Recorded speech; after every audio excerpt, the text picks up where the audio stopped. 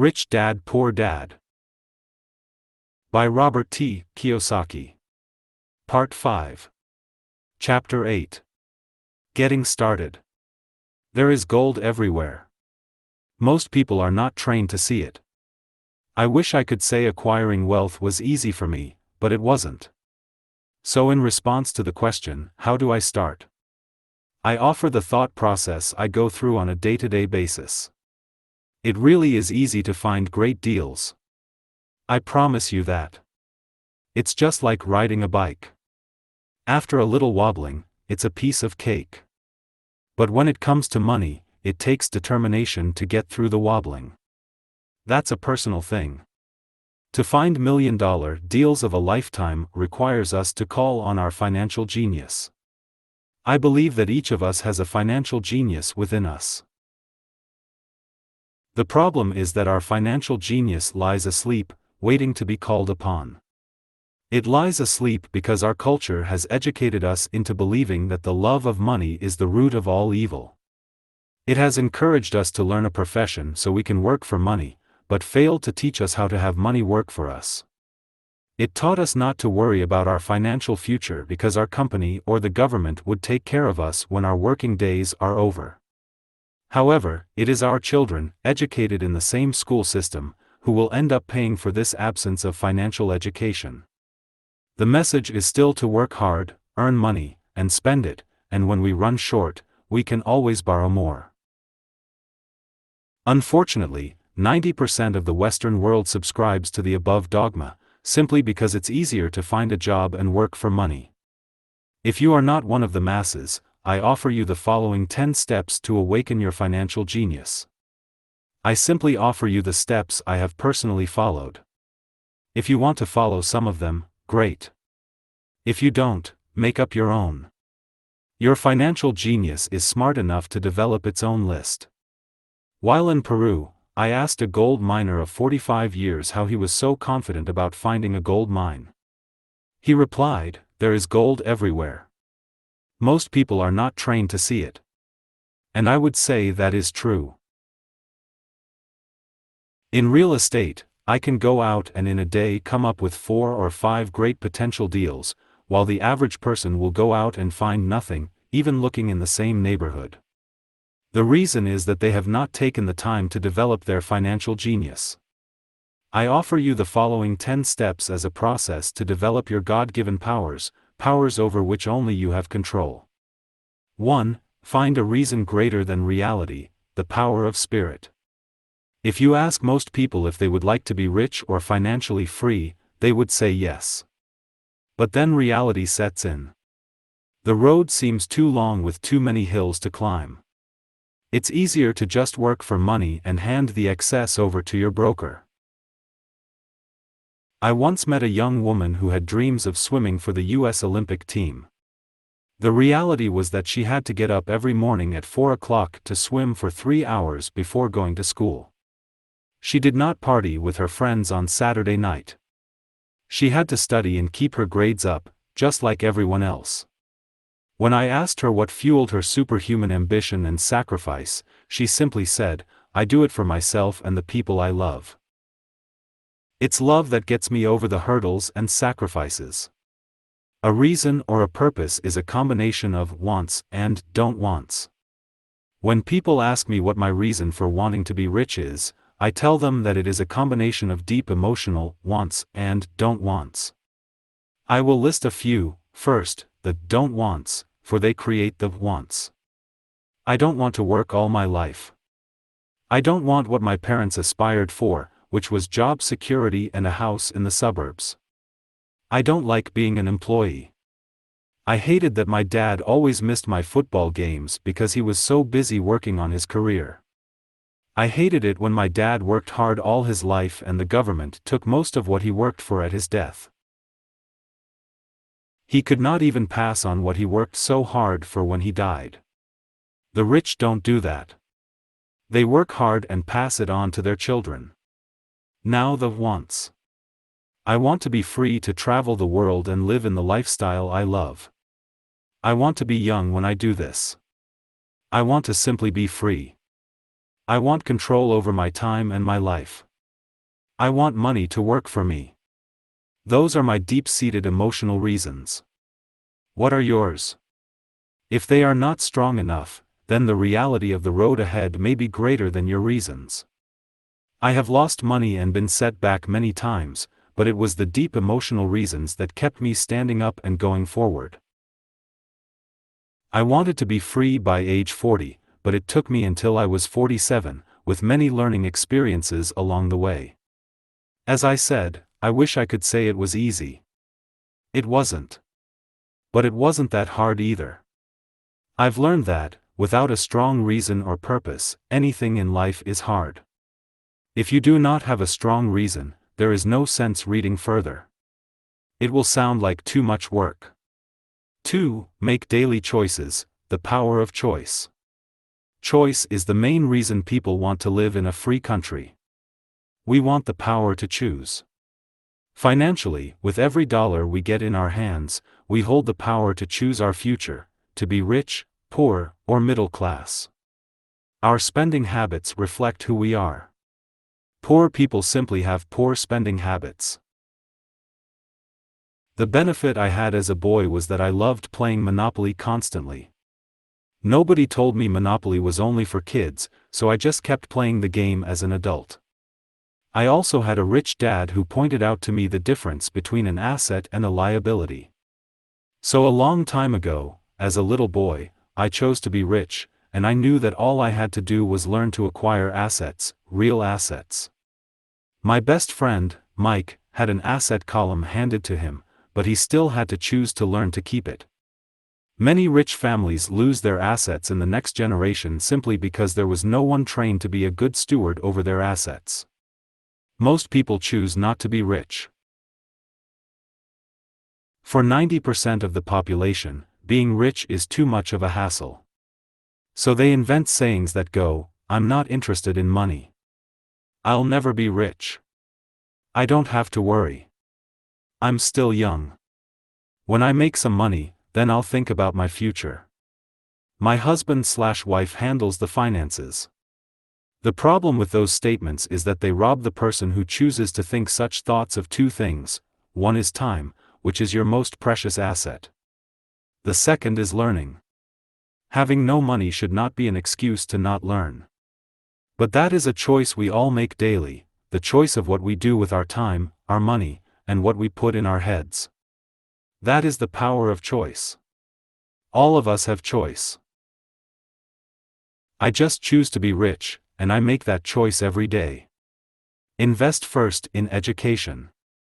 In reality, the only real asset you have is your mind, the most powerful tool we have dominion over. Each of us has the choice of what we put in our brain once we're old enough.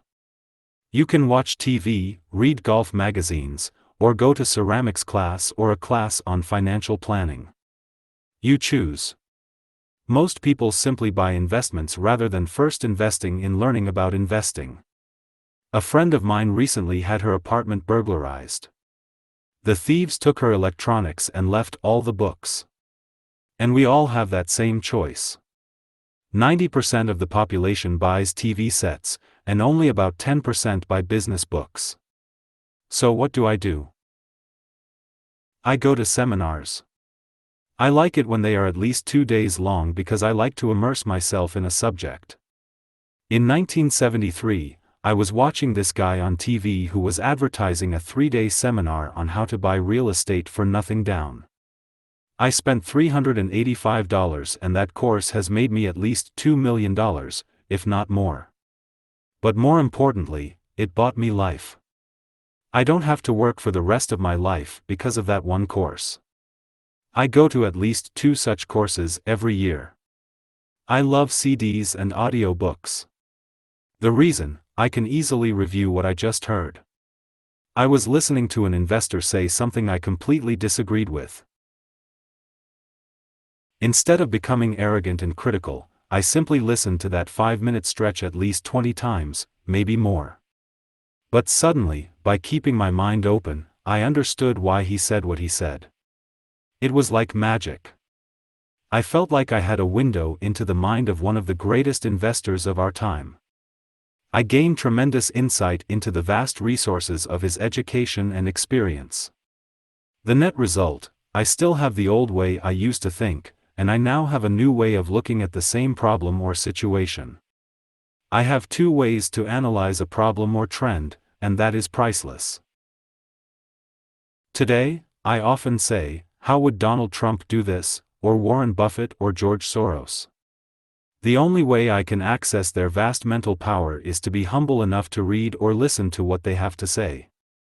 Arrogant or critical people are often people with low self-esteem who are afraid of taking risks. That's because, if you learn something new, you are then required to make mistakes in order to fully understand what you have learned.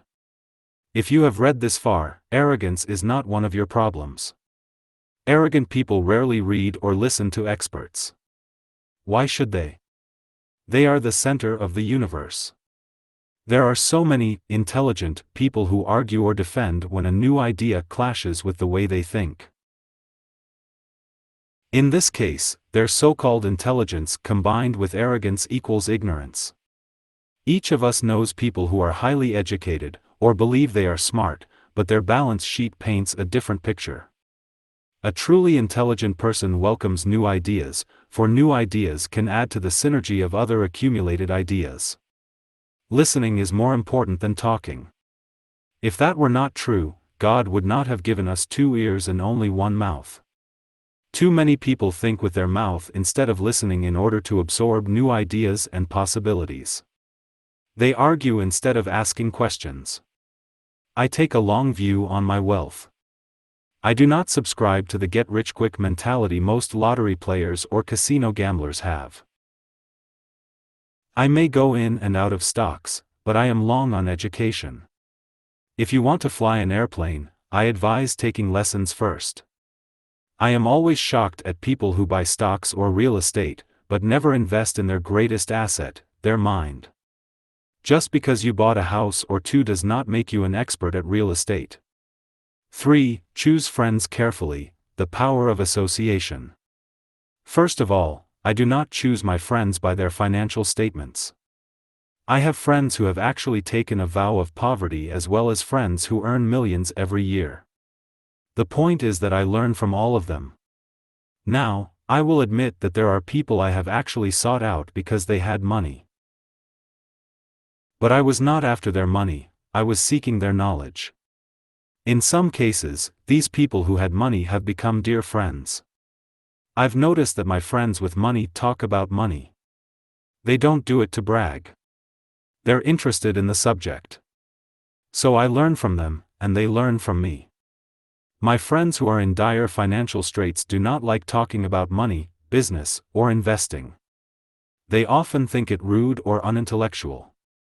So I also learn from my friends who struggle financially. I find out what not to do.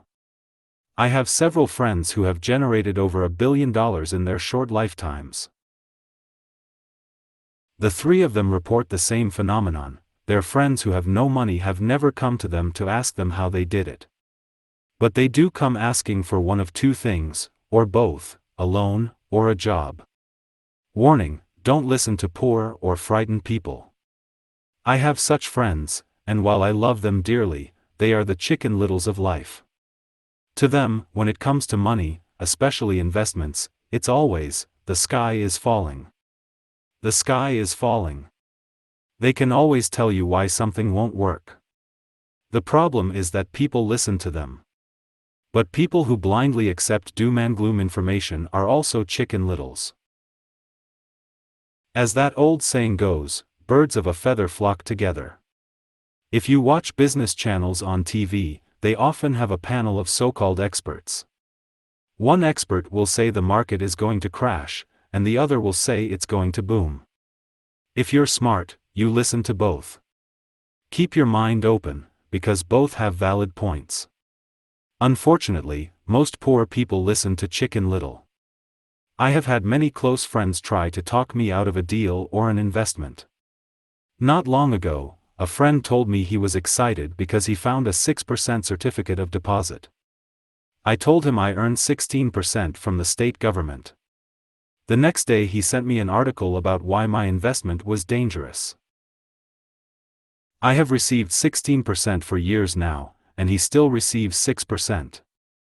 I would say that one of the hardest things about wealth building is to be true to yourself and to be willing to not go along with the crowd. This is because, in the market, it is usually the crowd that shows up late that is slaughtered. If a great deal is on the front page, it's too late in most instances. Look for a new deal. As we used to say as surfers, there is always another wave. People who hurry and catch a wave late usually are the ones who wipe out. Smart investors don't time the markets.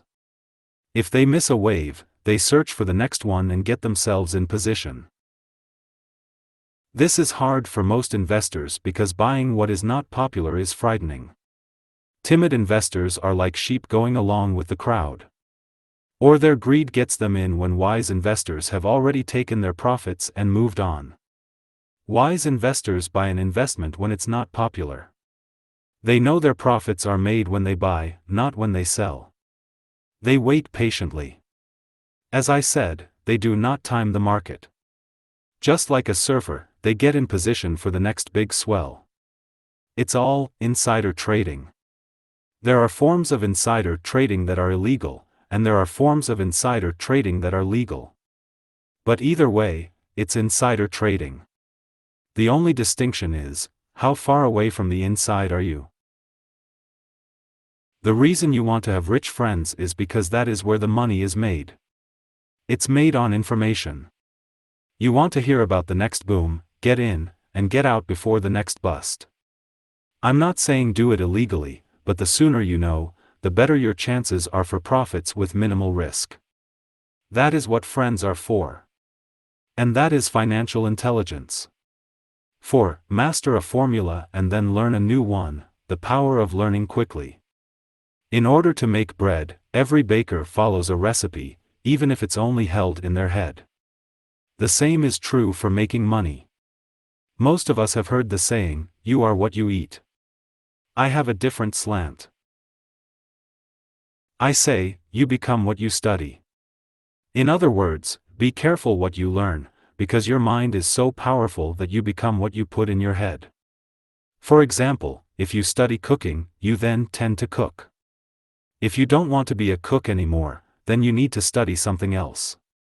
When it comes to money, the masses generally have one basic formula they learned in school, and it's this: work for money.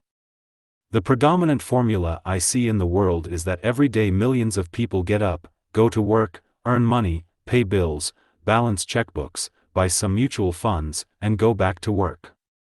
That is the basic formula, or recipe. If you're tired of what you're doing, or you're not making enough, it's simply a case of changing the formula via which you make money. Years ago, when I was 26, I took a weekend class called How to Buy Real Estate Foreclosures. I learned a formula. The next trick was to have the discipline to actually put into action what I had learned. That is where most people stop. For 3 years, while working for Xerox, I spent my spare time learning to master the art of buying foreclosures. I've made several $1,000,000 using that formula. So after I mastered that formula, I went in search of other formulas. For many of the classes, I did not directly use the information I learned, but I always learned something new. I have attended classes designed for derivative traders, commodity option traders, and chaologists.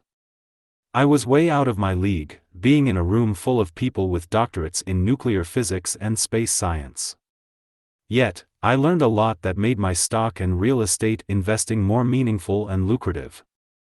Most junior colleges and community colleges have classes on financial planning and buying traditional investments. They are good places to start, but I always search for a faster formula. That is why, on a fairly regular basis, I make more in a day than many people will make in their lifetime. Another side note, in today's fast-changing world, it's not so much what you know anymore that counts, because often what you know is old. It is how fast you learn. That skill is priceless. It's priceless in finding faster formulas, recipes, if you will, for making dough. Working hard for money is an old formula born in the day of cavemen. 5. Pay yourself first, the power of self-discipline. If you cannot get control of yourself, do not try to get rich. It makes no sense to invest, make money, and blow it. It is the lack of self-discipline that causes most lottery winners to go broke soon after winning millions. It is the lack of self-discipline that causes people who get a raise to immediately go out and buy a new car or take a cruise. It is difficult to say which of the 10 steps is the most important. But of all the steps, this step is probably the most difficult to master if it is not already a part of your makeup. I would venture to say that personal self-discipline is the number one delineating factor between the rich, the poor, and the middle class. Simply put, people who have low self-esteem and low tolerance for financial pressure can never be rich. As I have said, a lesson learned from my rich dad was that the world will push you around. The world pushes people around, not because other people are bullies, but because the individual lacks internal control and discipline. People who lack internal fortitude often become victims of those who have self-discipline. In the entrepreneur classes I teach, I constantly remind people to not focus on their product, service, or widget, but to focus on developing management skills. The 3 most important management skills necessary to start your own business are management of 1. Cash flow. 2. People. 3. Personal time. I would say the skills to manage these 3 apply to anything, not just entrepreneurs. The 3 matter in the way you live your life as an individual, or as part of a family, a business, a charitable organization, a city, or a nation. Each of these skills is enhanced by the mastery of self-discipline. I do not take the saying, "Pay yourself first," lightly. The statement, "Pay yourself first," comes from George Clason's book, The Richest Man in Babylon. Millions of copies have been sold. But while millions of people freely repeat that powerful statement, few follow the advice. As I said, financial literacy allows one to read numbers, and numbers tell the story. By looking at a person's income statement and balance sheet, I can readily see if people who spout the words, "Pay yourself first," actually practice what they preach. A picture is worth 1,000 words. So let's review the financial statements of people who pay themselves first against someone who doesn't. Study the diagrams and see if you can pick up some distinctions. Again, it has to do with understanding cash flow, which tells the story. Most people look at the numbers and miss the story. Do you see it? The diagram reflects the actions of individuals who choose to pay themselves first. Each month, they allocate money to their asset column before they pay their monthly expenses. Although millions of people have read Clason's book and understand the words, "Pay yourself first," in reality they pay themselves last. Now I can hear the howls from those of you who sincerely believe in paying your bills first. And I can hear all the responsible people who pay their bills on time. I am not saying be irresponsible and not pay your bills. All I am saying is do what the book says, which is, pay yourself first. And the previous diagram is the correct accounting picture of that action. If you can truly begin to understand the power of cash flow, you will soon realize what is wrong with the previous diagram, or why 90% of people work hard all their lives and need government support like Social Security when they are no longer able to work. Kim and I have had many bookkeepers, accountants, and bankers who have had a major problem with this way of looking at, pay yourself first. The reason is that these financial professionals actually do what the masses do, they pay themselves last. There have been times in my life when, for whatever reason, cash flow was far less than my bills. I still paid myself first. My accountant and bookkeeper screamed in panic, "They're going to come after you. The IRS is going to put you in jail. You're going to ruin your credit rating. They'll cut off the electricity." I still paid myself first. Why, you ask? Because that's what the story, The Richest Man in Babylon, was all about, the power of self-discipline and the power of internal fortitude. As my rich dad taught me the first month I worked for him, most people allow the world to push them around. A bill collector calls and you pay or else. A sales clerk says, "Oh, just put it on your charge card." Your real estate agent tells you, "Go ahead." The government allows you a tax deduction on your home. That is what the book is really about, having the guts to go against the tide and get rich. You may not be weak, but when it comes to money, many people get wimpy. I am not saying be irresponsible. The reason I don't have high credit card debt and doodad debt is because I pay myself first. The reason I minimize my income is because I don't want to pay it to the government. That is why my income comes from my asset column, through a Nevada corporation. If I work for money, the government takes it. Although I pay my bills last, I am financially astute enough to not get into a tough financial situation. I don't like consumer debt. I actually have liabilities that are higher than 99% of the population, but I don't pay for them. Other people pay for my liabilities. They're called tenants. So rule number 1 in paying yourself first is, don't get into consumer debt in the first place. Although I pay my bills last, I set it up to have only small unimportant bills that are due. When I occasionally come up short, I still pay myself first. I let the creditors and even the government scream. I like it when they get tough. Why? Because those guys do me a favor. They inspire me to go out and create more money. So I pay myself first, invest the money, and let the creditors yell. I generally pay them right away anyway. Kim and I have excellent credit. We just don't cave into pressure and spend our savings or liquidate stocks to pay for consumer debt. That is not too financially intelligent. To successfully pay yourself first, keep the following in mind. 1. Don't get into large debt positions that you have to pay for. Keep your expenses low. Build up assets first. Then buy the big house or nice car. Being stuck in the rat race is not intelligent. 2. When you come up short, let the pressure build and don't dip into your savings or investments. Use the pressure to inspire your financial genius to come up with new ways of making more money, and then pay your bills. You will have increased your ability to make more money as well as your financial intelligence.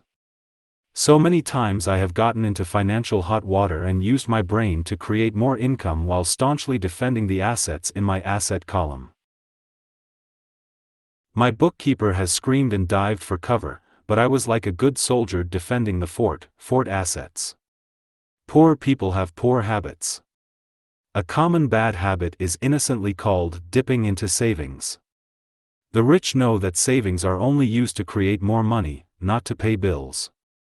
I know that sounds tough, but as I said, if you're not tough inside, the world will always push you around anyway. If you do not like financial pressure, then find a formula that works for you.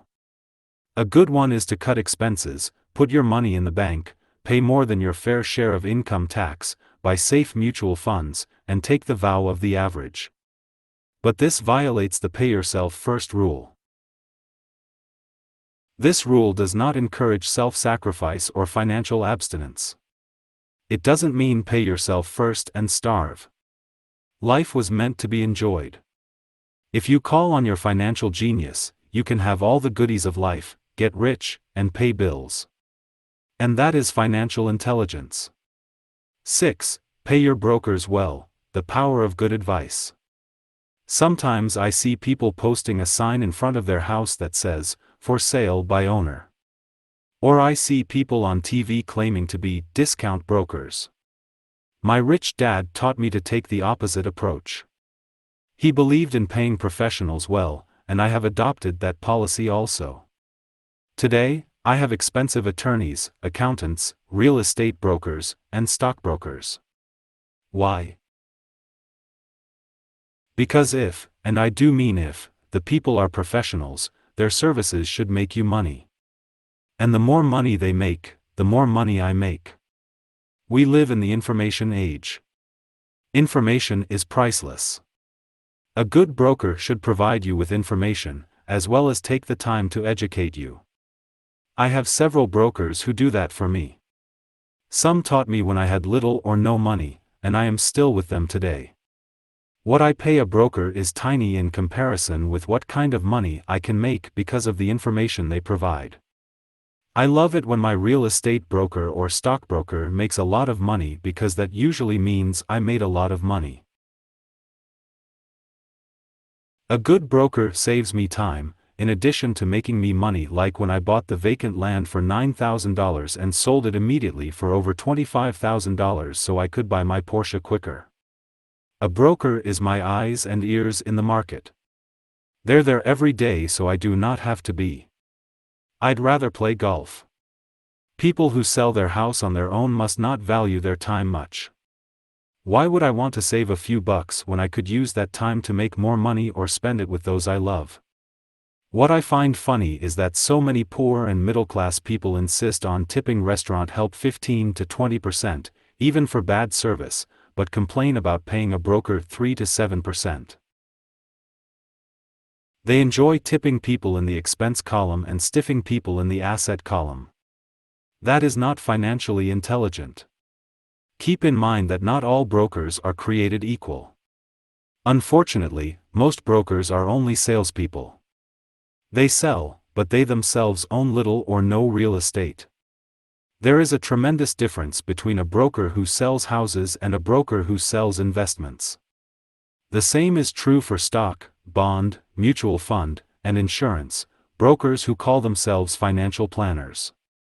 When I interview any paid professional, I first find out how much property or stocks they personally own and what percentage they pay in taxes. And that applies to my tax attorney as well as my accountant.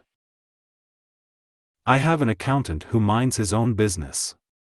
His profession is accounting, but his business is real estate. I used to have an accountant who was a small business accountant, but he had no real estate. I switched because we did not love the same business. Find a broker who has your best interests at heart. Many brokers will spend the time educating you, and they could be the best asset you find. Just be fair, and most of them will be fair to you. If all you can think about is cutting their commissions, then why should they want to help you? It's just simple logic. As I said earlier, one of the management skills is the management of people. Many people only manage people they feel smarter than and they have power over. Many middle managers remain middle managers, failing to get promoted, because they know how to work with people below them, but not with people above them. The real skill is to manage and reward the people who are smarter than you in some technical area. That is why companies have a board of directors. You should have one too. That is financial intelligence. 7. Be an Indian giver, the power of getting something for nothing. When the first European settlers came to America, they were taken aback by a cultural practice some American Indians had. For example, if a settler was cold, the Indian would give the person a blanket. Mistaking it for a gift, the settler was often offended when the Indian asked for it back. The Indians also got upset when they realized the settlers did not want to give it back. That is where the term Indian giver came from, a simple cultural misunderstanding. In the world of the asset column, being an Indian giver is vital to wealth. The sophisticated investor's first question is, how fast do I get my money back? They also want to know what they get for free, also called a piece of the action. That is why the ROI, or return on investment, is so important. For example, I found a small condominium that was in foreclosure a few blocks from where I lived. The bank wanted $60,000, and I submitted a bid for $50,000, which they took, simply because, along with my bid, was a cashier's check for $50,000. They realized I was serious. Most investors would say, "Aren't you tying up a lot of cash? Would it not be better to get a loan on it?" The answer is, not in this case. My investment company uses this condominium as a vacation rental in the winter months when the snowbirds come to Arizona. It rents for $2,500 a month for 4 months out of the year. For rental during the off-season, it rents for only $1,000 a month. I had my money back in about 3 years. Now I own this asset, which pumps money out for me, month in and month out. The same is done with stocks. Frequently, my broker calls and recommends I move a sizable amount of money into the stock of a company that he feels is just about to make a move that will add value to the stock, like announcing a new product. I will move my money in for a week to a month while the stock moves up. Then I pull my initial dollar amount out, and stop worrying about the fluctuations of the market, because my initial money is back and ready to work on another asset. So my money goes in, and then it comes out, and I own an asset that was technically free. True, I have lost money on many occasions, but I only play with money I can afford to lose. I would say, on an average 10 investments, I hit home runs on 2 or 3, while 5 or 6 do nothing, and I lose on 2 or 3. But I limit my losses to only the money I have in at that time. People who hate risk put their money in the bank. In the long run, safe savings are better than no savings. But it takes a long time to get your money back and, in most instances, you don't get anything for free with it. On every one of my investments, there must be an upside, something for free, like a condominium, a mini storage, a piece of free land, a house, stock shares, or an office building. And there must be limited risk, or a low-risk idea. There are books devoted entirely to this subject, so I will not talk about it here. Ray Kroc, of McDonald's fame, sold hamburger franchises, not because he loved hamburgers, but because he wanted the real estate under the franchise for free. So wise investors must look at more than ROI. They look at the assets they get for free once they get their money back. That is financial intelligence. 8. Use assets to buy luxuries, the power of focus. A friend's child has been developing a nasty habit of burning a hole in his pocket. Just 16, he wanted his own car. The excuse: all his friends' parents gave their kids cars. The child wanted to go into his savings and use it for a down payment. That was when his father called me and then came to see me. Do you think I should let him do it, or should I just buy him a car? I answered, it might relieve the pressure in the short term, but what have you taught him in the long term? Can you use this desire to own a car and inspire your son to learn something? Suddenly the lights went on, and he hurried home. 2 months later I ran into my friend again. Does your son have his new car? I asked. No, he doesn't. But I gave him $3,000 for the car. I told him to use my money instead of his college money. Well, that's generous of you, I said. Not really. The money came with a hitch. So what was the hitch? I asked. Well, first we played your cash flow game. We then had a long discussion about the wise use of money. After that, I gave him a subscription to the Wall Street Journal and a few books on the stock market. Then what? I asked. What was the catch? I told him the $3,000 was his, but he could not directly buy a car with it. He could use it to find a stockbroker and buy and sell stocks. Once he had made $6,000 with the $3,000, the money would be his for the car, and the $3,000 would go into his college fund. And what are the results? I asked. Well, he got lucky early in his trading, but lost everything a few days later. Then he really got interested. Today, I would say he is down $2,000, but his interest is up. He has read all the books I bought him, and he's gone to the library to get more. He reads the Wall Street Journal voraciously, watching for indicators. He's got only $1,000 left, but his interest and learning are sky high. He knows that if he loses that money, he walks for 2 more years. But he does not seem to care. He even seems uninterested in getting a car, because he's found a game that is more fun. What happens if he loses all the money? I asked. We'll cross that bridge when we get to it. I'd rather have him lose everything now than wait till he's our age to risk losing everything. And besides, that is the best $3,000 I've ever spent on his education. What he is learning will serve him for life, and he seems to have gained a new respect for the power of money. As I said earlier, if a person cannot master the power of self-discipline, it is best not to try to get rich. I say this because, although the process of developing cash flow from an asset column is easy in theory, what's hard is the mental fortitude to direct money to the correct use. Due to external temptations, it is much easier in today's consumer world to simply blow money out the expense column. With weak mental fortitude, that money flows into the paths of least resistance. That is the cause of poverty and financial struggle. The following example illustrates the financial intelligence needed to direct money to make more money. If we give 100 people $10,000 at the start of the year, I believe that at the end of the year, 80 would have nothing left. In fact, many would have created greater debt by making a down payment on a new car, refrigerator, electronics, or a holiday. 16 would have increased that $10,000 by 5 to 10%. 4 would have increased it to $20,000 or into the millions. We go to school to learn a profession so we can work for money.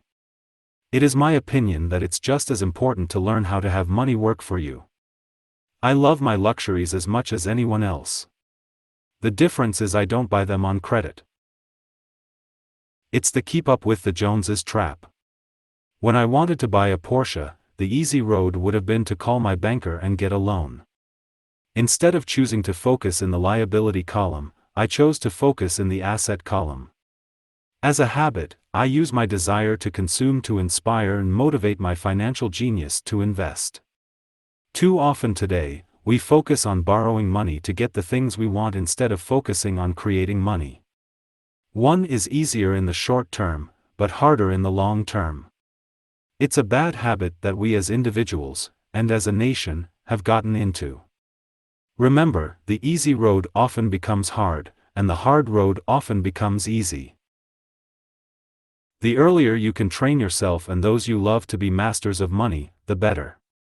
Money is a powerful force. Unfortunately, people use the power of money against themselves. If your financial intelligence is low, money will run all over you. It will be smarter than you. If money is smarter than you, you will work for it all your life. To be the master of money, you need to be smarter than it.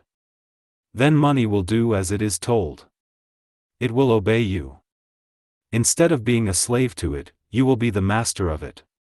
That is financial intelligence. 9. Choose heroes, the power of myth. When I was a kid, I greatly admired Willie Mays, Hank Aaron, and Yogi Berra. They were my heroes, and I wanted to be just like them. I treasured their baseball cards, I knew their stats, the RBIs, the ERAs, their batting averages, how much they got paid, and how they came up from the minor leagues. As a 9-year-old kid, when I stepped up to bat or played first base or catcher, I wasn't me. I pretended I was a famous baseball player. It's one of the most powerful ways we learn, and we often lose that as adults. We lose our heroes. Today, I watch young kids playing basketball near my home. On the court they're not little Johnny. They're pretending to be their favorite basketball hero. Copying or emulating heroes is true power learning. I have new heroes as I grow older. I have golf heroes and I copy their swings and do my best to read everything I can about them. I also have heroes such as Donald Trump, Warren Buffett, Peter Lynch, George Soros, and Jim Rogers. I know their stats just like I knew the ERAs and RBIs of my childhood baseball heroes. I follow what Warren Buffett invests in, and I read anything I can about his point of view on the market and how he chooses stocks.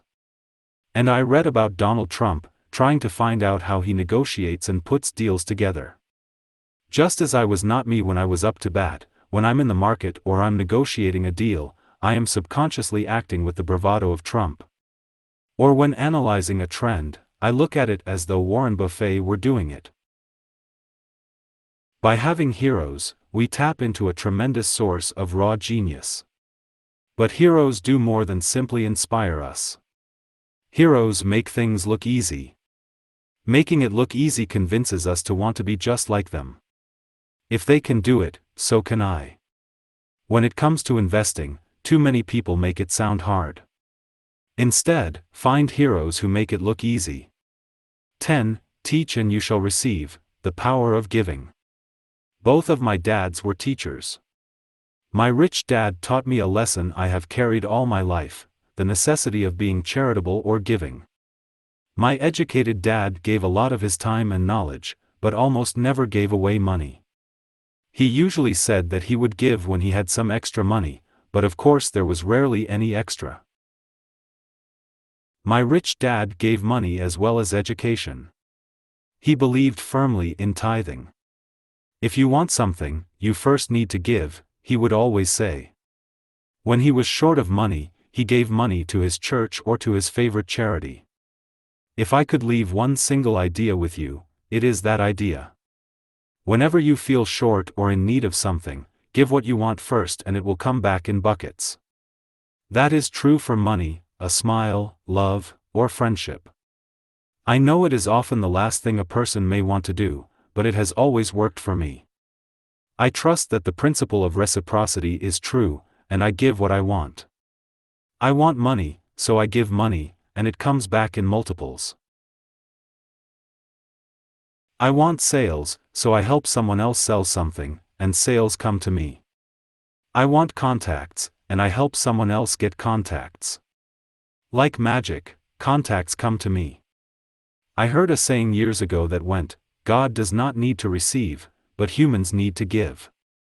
My rich dad would often say, poor people are more greedy than rich people.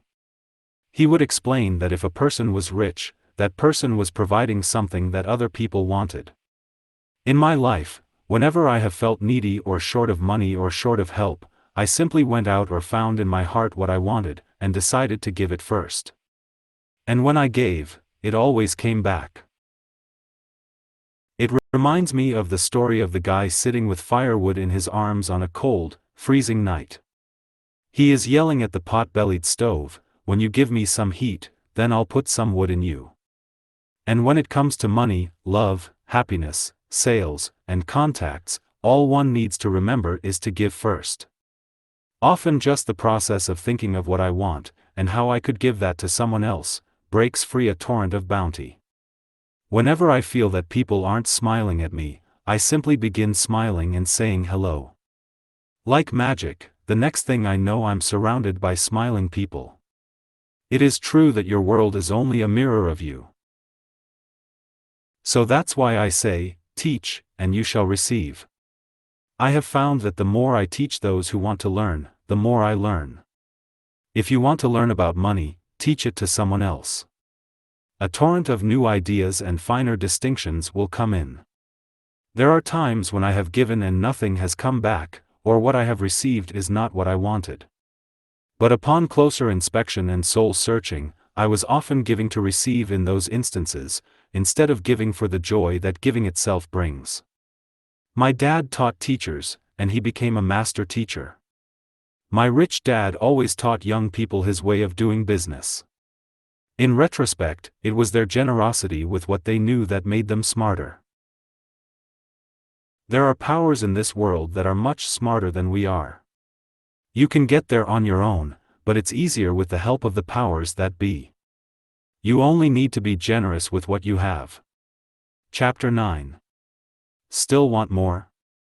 Here are some to-dos. Many people may not be satisfied with my 10 steps. They see them more as philosophies than actions.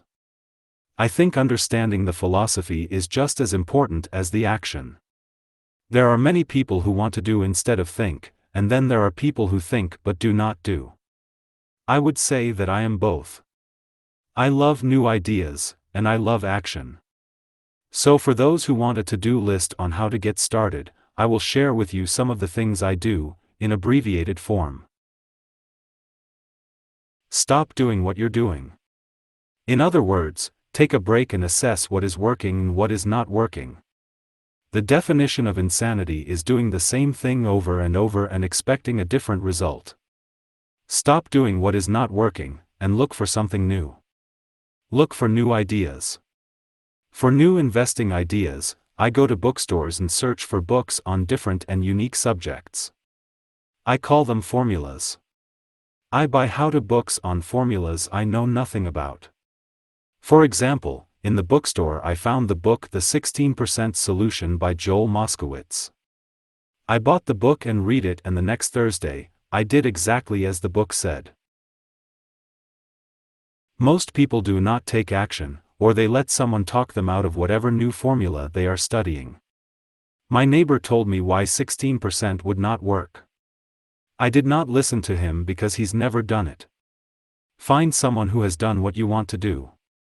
Take them to lunch and ask them for tips and tricks of the trade. As for 16% tax lien certificates, I went to the county tax office and found the government employee who worked in that office. I found out that she, too, invested in the tax liens. Immediately, I invited her to lunch. She was thrilled to tell me everything she knew and how to do it. After lunch, she spent all afternoon showing me everything. By the next day, I found 2 great properties with her help that have been accruing interest at 16% ever since. It took a day to read the book, a day to take action, an hour for lunch, and a day to acquire 2 great deals. Take classes, read, and attend seminars.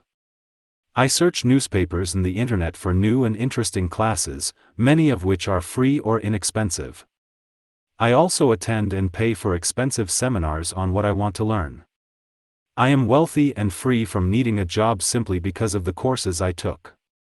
I have friends who did not take those classes who told me I was wasting my money, and yet they're still at the same job. Make lots of offers. When I want a piece of real estate, I look at many properties and generally write an offer. If you don't know what the right offer is, neither do I. That is the job of the real estate agent. They make the offers. I do as little work as possible. A friend wanted me to show her how to buy apartment houses. So one Saturday she, her agent, and I went and looked at 6 apartment houses. 4 were dogs, but 2 were good. I said to write offers on all 6, offering half of what the owners asked for. She and the agent nearly had heart attacks. They thought it was rude, and would offend the sellers, but I really don't think the agent wanted to work that hard. So they did nothing and went on looking for a better deal. No offers were ever made, and that person is still looking for the right deal at the right price. Well, you don't know what the right price is until you have a second party who wants to deal. Most sellers ask too much. It is rare that a seller asks a price that is less than something is worth. Moral of the story: make offers. People who are not investors have no idea what it feels like to try to sell something. I have had a piece of real estate that I wanted to sell for months. I would have welcomed any offer. They could have offered me 10 pigs, and I would have been happy, not at the offer, but just because someone was interested. I would have countered, maybe for a pig farm in exchange. But that's how the game works. The game of buying and selling is fun. Keep that in mind. It's fun and only a game. Make offers. Someone might say yes. I always make offers with escape clauses.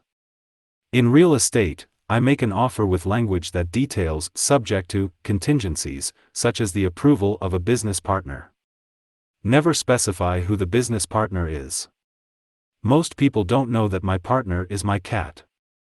If they accept the offer, and I don't want the deal, I call home and speak to my cat. I make this ridiculous statement to illustrate how absurdly easy and simple the game is. So many people make things too difficult and take it too seriously. Finding a good deal, the right business, the right people, the right investors, or whatever is just like dating. You must go to the market and talk to a lot of people, make a lot of offers, counteroffers, negotiate, reject, and accept. I know single people who sit at home and wait for the phone to ring, but it's better to go to the market, even if it's only the supermarket. Search, offer, reject, negotiate, and accept are all parts of the process of almost everything in life. Jog, walk, or drive a certain area once a month for 10 minutes. I have found some of my best real estate investments doing this.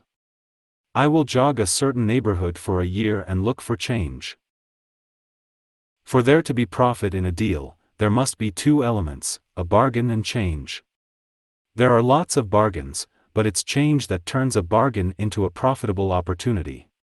So when I jog a neighborhood I might like to invest in. It is the repetition that causes me to notice slight differences. I notice real estate signs that are up for a long time.